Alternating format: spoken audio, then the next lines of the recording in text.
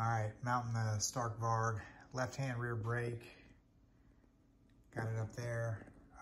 Did come with the banjo bolt here, this one, and I ordered the cable, ran it down along there, zip tied it to the frame there, zip tied it there, ran it down, zip tied it there. Not a huge fan of these zip ties on a brand new bike like this, but it is what it is. I didn't see another spot to mount it, so I didn't want it rubbing up against the shock or whatever.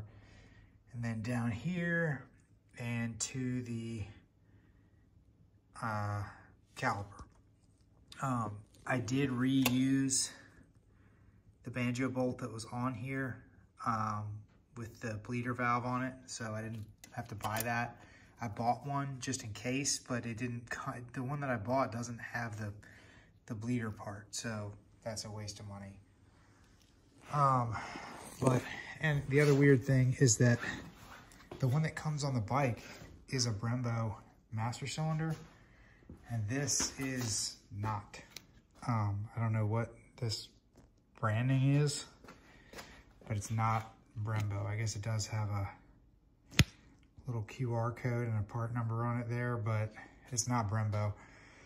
I'm having a hell of a time getting it to get any lever feel. I've got it to the point now where it does have the rear wheel locked like that, but I'm gonna leave it like this overnight to try to get any air in it that's left out and see what happens. But that's how I did it.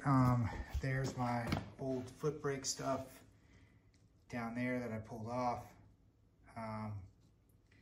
So I don't know, gonna try it with the left-hand rear brake. I've got one on the Sur-Ron and I like it. I like not having to take my feet off when I'm riding, cornering and stuff like that. So I don't know, we're gonna give it a shot. Never had it on a big bike like this, so we'll see. But that's it, that's how I did it. So hopefully it works.